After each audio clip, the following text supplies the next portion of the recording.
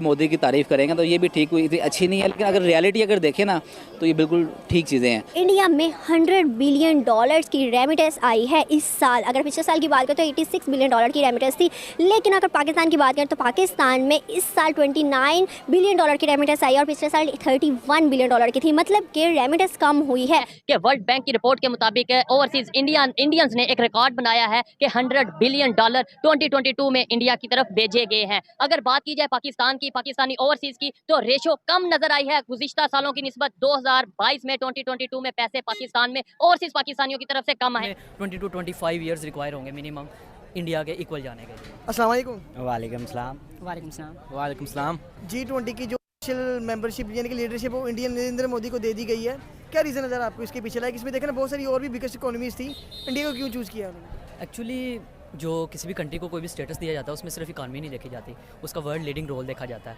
कि उसकी जो लीडरशिप है वो किस तरह अपनी कंट्री को लेके चल रही है। इसके अलावा जो डाउट के वो इंडिया वाले जो हैं उनकी जो ट्रेड भी हो जाए या उनकी डिजिटल कम्युनिकेशन के अंदर जो उनकी आवाम का ट्रेंड है वो बहुत ज़्यादा एज़ कम्पेयर टू पाकिस्तान। हमारा जो ये है, ये इंडिया के जो है वो मोदी, उनका जब से वो आए हैं उनका तो ये स्लोगन ही है डिजिटल इंडिया, उनका स्लोगन ही यही चल रहा है। ठीक है, वकार ज़ैक है, अभी उसने इस मामले को बड़ा हाईलाइट किया लेकिन किसी ने उसकी बात पे गौर नहीं किया और वो यहाँ से बाहर चला गया। मैं आपको एग्जांपल देता हूँ, ये जो जर्मनी के अंदर जितने नॉर्थ साउथ इंडियन बैठे हुए, जब एक बंदा ग्रेजुएशन कर लेता है तो वो अपने गवर्नमेंट जॉब कर रहा है।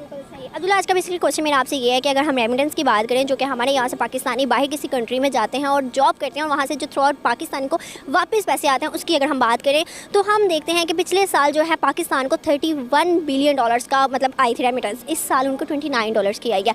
क्या रीजंस लगती है जो कि कम हो गई? वर्ल्ड बैंक ने एक लिस्ट जारी की जिसमें सारी पूरी कंट्रीज़, USA, चाइना, अमेरिका, जितने भी मतलब कंट्रीज़ हैं ना, सब में से सबसे ज़्यादा इस बार इंडिया की आई है। $100 बिलियन की रेमिटेंस उनके मुल्क में आई है, जो कि 86 थी लास्ट ईयर। क्या लगता है उनकी बढ़ी और हमारी कम हो रही है? वाई?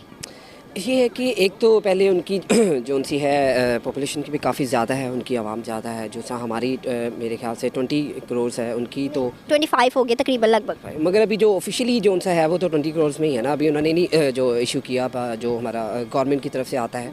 उसके अलावा ये कि उसकी इंडिया की आबादी ज़्यादा है हमारे यहाँ से, तो सही है कि वहाँ पर जो एजुकेशन को ज़्यादा वो सपोर्ट करते हैं। हमारे मुल्क में ये है कि हमारे जो अवाम है ना, हमारी जो सियासत इतनी गंदी बन चुकी है कि जिसकी वजह से अवाम का जो एतमाद है ना वो ख़त्म हो गया है। अब मुझे अब ये नहीं समझ आ रही कि अभी जो नून लीग की जो जैसे वज़ीर-ए-आज़म मतलब नून लीग के हैं वो कब तक है, या हमारे जो पंजाब के जो हैं वो कब तक है। तो अभी हमें समझ नहीं आ रही, अपने मुल्क की समझ नहीं आ रही। यहाँ तक कि जो हमारी जो आर्मी है वो ये तो अल्फाज बोल देती है कि हमारा सियासत से कोई ताल्लुक़ नहीं है, लेकिन आपको भी इस चीज़ का पता है कि यानी कि आर्मी भी हर चीज़ में इन्वॉल्व है और आर्मी के बगैर हमारे पाकिस्तान में कोई काम नहीं हो सकता। तो रीज़न बेसिक यही है कि जो बाहर से जो हमारे जो लोग बैठे हुए हैं यूरोप कंट्री वगैरह में, तो वो इसलिए मतलब अपनी जो इनकम प्रॉपर तरीके से पाकिस्तान में नहीं भेज रहे कि उनका यानी कि सियासतदानों से, बेसिक मुल्क से नहीं, सियासतदानों से एतमाद ख़त्म हो चुका है। बैंक ने भी यही कहा है कि ऐसा नहीं है कि जो बाहर लोग हैं वो कम कमा रहे हैं, बल्कि उन्होंने अगर भेजे हैं पैसे तो बैंक के ज़रिए नहीं भेजे, किसी और ऐप्स के ज़रिए भेजे हैं, ताकि यहाँ पर अगर मार्शल लॉ लग जाए तो उन्हें ये भी इशू था कि मार्शल लॉ लग गया हमारे पैसे ख़राब हो जाएंगे। अगर पॉलिटिक्स के ऊपर देखें तो उनका ट्रस्ट खत्म हो गया। क्या रीज़न है जो कि नरेंद्र मोदी आपकी गवर्नमेंट में फर्स्ट टाइम ऐसा हुआ $100 बिलियन? क्या आवाम का ज़्यादा ट्रस्ट उन पर आ गया? क्या वो ट्रस्टेबल हैं? बेसिक जो मोदी जो है ना वो प्रॉपर सियासतदान है, वो ठीक है ना, वो प्रॉपर सियासतदान है। उसने जो अपना एतमाद है ना अपने मुल्क की आवाम और जो उनके जो लोग बाहर है उन पर पूरा रखा हुआ है।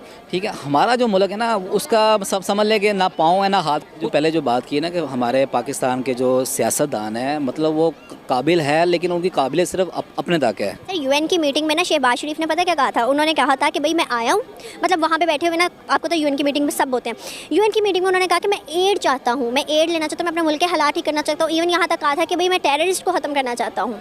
हमारे शहबाज शरीफ, हमारे खुद के पॉलिटिक्स ने हमारी इमेज क्या रख दी UN की मीटिंग? तो इंडियन जो है ज़्यादातर यूरोप में सेटल्ड हैं और नॉर्थ इंडियन जो अमेरिका में, तो उधर जो है उनकी जो काफ़ी की पोस्टिंग वहाँ पर है, तो इससे उनकी जो कंट्रीज़ के साथ जो एसोसिएशन अपनी कंट्रीज़ के लिए सोचना वो एडवांस लेवल पे as compare to Pakistani. But I think लेकिन इसमें आप दूसरा जो बहुत इंपॉर्टेंट चीज़ है वो ये देखें कि रिसेंटली रास्त आया है जो स्टेट बैंक ऑफ पाकिस्तान ने एक ऑप्शन दी है इसके लिए इंटरनेट ट्रांजैक्शंस के लिए, बट स्टिल आप ऑफ कोर्स इसमें कोई दो राय नहीं है, देयर इज़ नो डाउट कि वो इंडिया वाले जो हैं उनकी जो ट्रेड भी हो जाए या उनकी डिजिटल कम्युनिकेशन के अंदर जो उनकी आवाम का ट्रेंड है वो बहुत ज़्यादा है एज़ कम्पेयर टू पाकिस्तान। आप मेरे क्वेश्चन को शायद ठीक से समझे नहीं थे। कंपैरिजन जो भी बाशऊर बंदा होगा ना, जो बाशऊर इंसान होगा, वो शायद कंपैरिजन इस मामले में इंडिया से करेगा नहीं, क्योंकि हर एक को पता है कि आगे है। मैं रीजन पूछ रहा था कि रीजन क्या है, क्यों आगे है। एक तो ये, दूसरे नंबर पे हमें, अगर आपको, आप स्टूडेंट है, आपको इन चीजों का पता है, मुझे थोड़ा बहुत पता है, हमारी गवर्नमेंट को क्यों नहीं पता चल रहा, क्यों नहीं आइडिया हो रहा। इवन क्रिप्टो यहाँ पे बैन है। तो इन चीज़ों के पास टाइम कैसे आएगा? आप उनके पास जाएं, जो उनके जो मिनिस्टर्स हैं, उनके डायरेक्ट जो इतने क्लोज लिंक्स हैं बाहर के, उनके इवन के उनके बिजनेसमैन हैं। फॉर इंस्टेंस मैं आपको एग्जांपल देता हूँ, गौतम अडानी जो है सेकंड रिचेस्ट पर्सन बन गया। अब वो जो है पूरी दुनिया में सबसे बड़ा इन्वेस्टर बन गया है सोलर एनर्जी का। आपके यहाँ DHA वाले या बहरिया वाले सोलर पैनल उठा के ले जाते हैं। बिल्कुल ठीक है कि ऑनलाइन ट्रेडिंग की आजकल मैं कहता हूँ वर्ल्ड में चल ही ई-कॉमर्स रहा है। तो ई-कॉमर्स की वजह से आप देखें कई लोग हैं वो अपने काम अपना टाइम बचाने के लिए, मैं सिंपल वो वाइट कॉलर जॉब्स की मिसाल दूंगा आपको कि उनकी निस्बत अब लोग कहते हैं कि हम एक प्रोजेक्ट के लिए एक बंदा हायर करें और ऑनलाइन हायर करें, जैसे कि इंस्टीट्यूशन से। आपको इतना पता है कि अब जो आने वाला दौर है, बल्कि जो अभी मौजूदा दौर है, ऑनलाइन हो चुका है, डिजिटल दौर हो चुका है। असल में जो रीज़न है ना, पाकिस्तान में इस चीज़ की अवेयरनेस नहीं है। गवर्नमेंट इस चीज़ की अवेयरनेस लोगों को नहीं दे रही। इंडिया में उन्होंने इसलिए किया है क्योंकि उनको पता है, ठीक है, कि फ्यूचर में सब कुछ ऑनलाइन ही हो रहा है। कैसे पता चल गया? उनको पता चला है ऑनलाइन सिस्टम से। ठीक है, और हमें क्यों नहीं पता चल रहा? मैं बताता हूँ, इसके अंदर ये है कि इंडिया की तो अगर आप बात करें ना, उनका एजुकेशन सिस्टम तो हमसे बहुत ज़्यादा स्ट्रॉन्ग जा रहा है। इकोनॉमी में तो स्ट्रॉन्ग है ही है हमसे। सबको पता है दुनिया की 5वीं बड़ी इकॉनमी, 5वीं बड़ी इकोनॉमी आ गई। अब बात ये है कि उनका एजुकेशन सिस्टम, अभी मैं रिसेंटली एक पढ़ रहा था, उनका ब्लॉग पढ़ रहा था एक बंदे का। वो कहते हैं कि हमारे एजुकेशन सिस्टम में ना वो बच्चे को देते हैं 1000 रुपये, आप इंडियन रुपीज़, ठीक है। वो 8-7 बच्चे इकट्ठे करके तो वो एक बिज़नेस स्टार्ट करते हैं और अपने मैट्रिक लेवल पे आके वो अपना बिज़नेस शो कर देते हैं कि हमने ये किया इन 1000 रुपये से। G20 की जो ऑफिशियल मेंबरशिप यानी कि लीडरशिप वो इंडियन नरेंद्र मोदी को दे दी गई है, क्या रीज़न नज़र आपको इसके पीछे? लाइक इसमें देखें ना बहुत सारी और भी बिगेस्ट इकोनॉमीज थी, इंडिया को क्यों चूज़ किया उन्होंने? एक्चुअली जो किसी भी कंट्री को कोई भी स्टेटस दिया जाता है उसमें सिर्फ इकानमी नहीं देखी जाती, उसका वर्ल्ड लीडिंग रोल देखा जाता है कि उसकी जो लीडरशिप है वो किस तरह अपनी कंट्री को लेके चल रही है। इसके अलावा जो उनकी इकानमी स्टेट है, इकानमी एक तो प्रेजेंट स्टेबल स्टेट है, उसके अलावा देखा जाता है कि नेक्स्ट आने वाले 2-4 साल में वो कहाँ खड़ा होगा।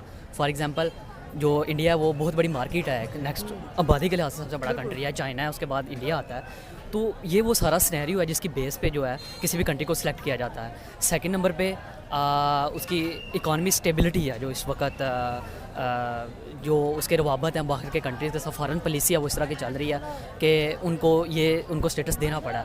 बेसिकली देखें ना कि अगर हम GDP की बात करें, पाकिस्तान की जो इकनॉमी है वो हमारे बाद जो मतलब कि कंट्री डेवलप हुए हैं उनसे भी लो जा रही है। हमारी जो मुल्क की इकनॉमी है बहुत ही मतलब कि ग्रे लिस्ट से हम निकल के ब्लैक लिस्ट में जाने लगे थे, ग्रे लिस्ट से हम दोबारा वापस आए हैं। तो बात की जाए इंडिया की इकनॉमी जो सी है वो हमसे ज़्यादा जो सा बेहतर है। वो उनकी जो सी इम्पोर्ट है, एक्सपोर्ट है बहुत ज़्यादा है हमारे पाकिस्तान के लेवल में।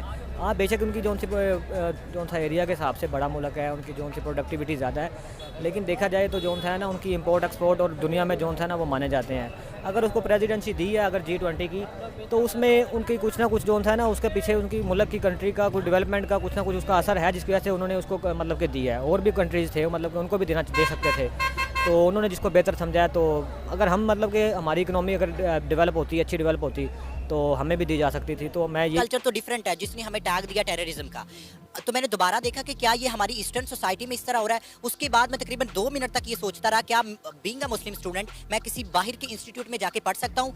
अगर टोटली मुझे समझ नहीं आ रही थी कि कोई मुझे टेररिस्ट क्या मतलब कह के, क्योंकि जो कॉन्फिडेंस उसके बाद आपका लूज हो जाता है ना। मैं इवन क्लास में मेरी पार्टिसिपेशन, मेरी एकेडमिक, मेरी करिकुलर एक्टिविटीज सारी इफेक्ट होती हैं, ओवरऑल मेरी पर्सनैलिटी रिफ्लेक्ट होती है। तो ये किसी के साथ भी टैग लगाना, और ये टेररिज्म का टैग लगा क्यों है इसकी भी सारी हिस्ट्री जाके पढ़े तो वो हम देखते हैं कि ये टोटली एक मतलब बेवकूफ़, मतलब वो उनकी पॉलिसी है, उनका एजेंडा है वेस्टर्न का।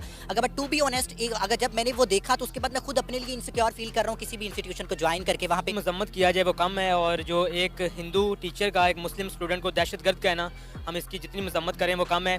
माँ बाप के लिए सारे बच्चे बराबर होते हैं, इसलिए टीचर को जो है ना वो फ़िरका वारियत की या मजबाना बात करनी नहीं चाहिए। अब हम पंजाब यूनिवर्सिटी में पढ़ रहे हैं, कभी ऐसा हमें फेस नहीं करना पड़ा है। तो UN से कहूँगा, अक़वाम मुत्तहिदा से मैं कहूँगा कि इस पर नोटिस लें, क्योंकि ये छोटे छोटे वाक़यात हैं फिर बड़े वाक़यात बन जाते हैं। जैसे पीछे एक हिजाब वाला वाक़या आया था, आपने ईरान में भी देखा है, इंडिया में भी देखा है। इस पर यूनाइटेड नेशन को कहूँगा कि वो नोटिस लें और इस टीचर के खिलाफ कार्रवाई करनी चाहिए जो स्टूडेंट्स के खिलाफ उन्होंने मतलब हरकत की है। लेवल पे अगर देखा जाए तो दुनिया ये समझती है कि मुस्लिम आर लाइक टेररिस्ट, लेकिन ऐसा बिल्कुल भी नहीं है। हमारा जो रिलीजन है इस्लाम, वो हालांकि पीस का दर्स देता है, ठीक है। अगर इंटरनेशनली देखा जाए तो जो टीचर्स का काम है वो जो इवन स्टूडेंट्स हैं उनको सही रास्ते पे लेके आना है। अगर हमारे टीचर्स हमें ये ऐसा करेंगे, देखें हर मुल्क में अक़लीतों को तहफ़्फ़ुज़ दिया जाता है। हमारे पाकिस्तान की बात कर लें, यहाँ पे कोई सिख बरादरी जा रही होती है तो हम उसको रिस्पेक्ट की नज़र से देखते हैं। क्यों? क्योंकि वो पाकिस्तान में रहता है, इस पाकिस्तान का वो हिस्सा है। अगर इंडिया में कोई हमारी मुस्लिम बहन रहती है तो ऑब्वियसली उसके जो राइट्स हैं उसको वो राइट्स मिलने चाहिए। तो राइट्स कौन देता है? टीचर्स आपको राइट्स गेन करने में मदद करते हैं। लेकिन ये जो वाक़या हुआ है ये सरासर गलत है, हम इसकी मजम्मत करते हैं कि ऐसा बिल्कुल भी होना नहीं चाहिए था। क्योंकि आप एक तरफ हिंदुइज़्म को तो प्रमोट कर रहे हो, ठीक है, लेकिन दुनिया में मुसलमान भी हैं, उनकी भी कोई सेल्फ रिस्पेक्ट है।